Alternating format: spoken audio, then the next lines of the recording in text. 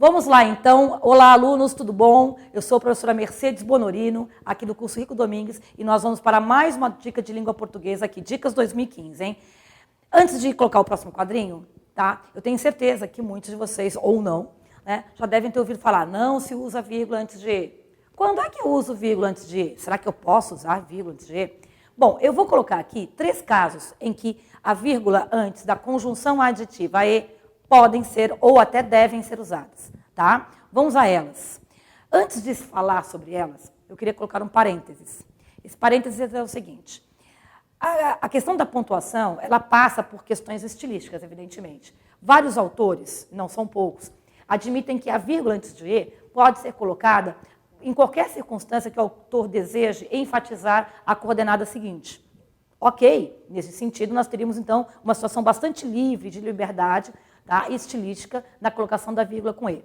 Retirando essas questões estilísticas, certo? E entrando mais nas questões técnicas ou gramaticais, que é o que nos interessa, já que aqui estamos pensando em língua portuguesa para concursos públicos, né? Os casos que mais se cobram, né, em relação à vírgula antes do E, são exatamente os casos em que a gramática mais ou menos determina como possibilidade certa, né, e não como questão de estilo pessoal ou literário.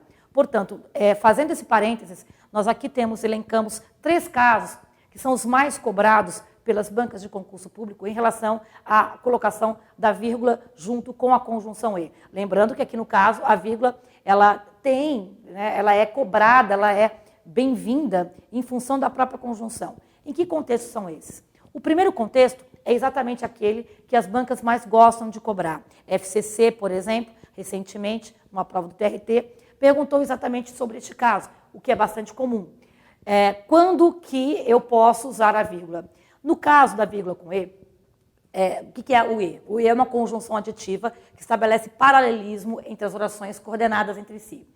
É muito comum, que as orações tenham o mesmo sujeito. Tá? Vou dar um exemplo oral. Entrei na sala e sentei. Eu entrei e eu sentei. Ora, quando o sujeito é o mesmo das duas orações, é um caso em que não há a necessidade desta vírgula, porque há aqui um contínuo temático. Está se falando aí do sujeito das duas orações, o que não ocorre neste caso. Aqui eu tenho as orações coordenadas com sujeitos diferentes. Vamos ler comigo? Vamos lá. O governo tenta conter a inflação e o povo tenta sobreviver a ela. Quais são os sujeitos claro expressos nas duas orações? Na primeira, o governo. Sujeito simples, o governo. E da segunda oração, o povo. Claro, simples, o povo. Mudou o tópico da conversa. O tópico conversacional foi alterado. Portanto, a vírgula ali é bem-vinda, exatamente para marcar essa mudança, que seja leve, mas uma mudança de foco, certo? Essa é uma vírgula que tem, digamos, uma motivação gramatical, e não há uma motivação estilística. É por isso que eu fiz aquele comentário no começo da dica, que os concursos preferem cobrar situações com motivação gramatical, tá? Digo os concursos de uma maneira geral, do que motivações estilísticas para a pontuação, já que nesse campo ficaria bastante difícil nós estabelecermos qualquer regra específica. Então, este caso é um caso bastante cobrado, certo? O segundo caso, embaixo, já diz respeito a uma figura de linguagem, já há aqui uma motivação estilística, mas uma motivação estilística controlada, ou seja, já bastante diagnosticada e, digamos, documentada nas gramáticas, que é a presença do polissíndeto. O que é polissíndeto? Tá? É a repetição reiterada, por motivos estilísticos, há uma razão para isso, de uma conjunção. Não necessariamente o E. O polissíndeto é uma figura de linguagem mais ampla, na repetição que estabelece, né, que percebe-se a repetição de uma conjunção. Mas a conjunção E talvez seja o exemplo mais óbvio e mais comentado de caso de polissíndeto. Exemplo aqui tirado de um soneto de Olavo Bilac. Trabalha e teima e lima, sofre e sua. Percebe-se aí o E repetido com que intenção?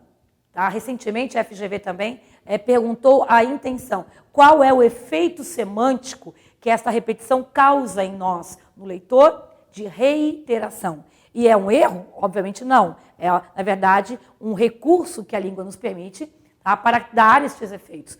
E a vírgula aí, ela é cobrada e é fundamental. Por quê?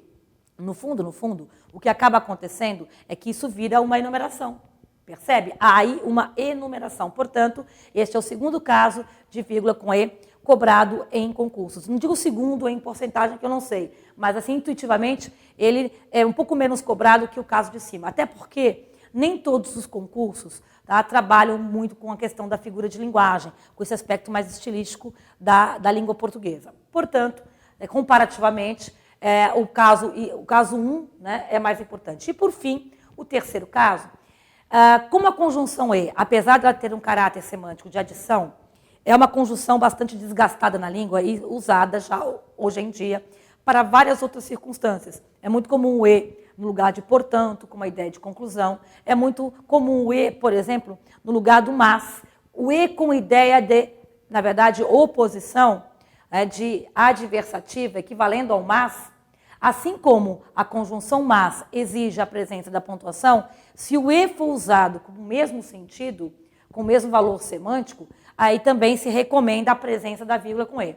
Então, Jussara fuma, mas não traga, E não traga. Então, este E está com um valor semântico não mais de adição, e sim de adversidade ou de oposição. E aí a vírgula faz necessário. Portanto, para resumir, 3 casos importantes, não são os únicos, falei das questões estilísticas, ok? Mas 3 casos importantes de vírgula com E. Sujeitos diferentes, repetição da conjunção E, ou seja, o polissíndeto, ou quando o E tiver valor opositivo. Simples assim, é fácil de guardar se você resumir isso tudo que eu falei. Tá ok, alunos? Então essa foi mais uma dica de língua portuguesa aqui do pessoal do Rico Domingos, tá? Tchau, tchau, até mais.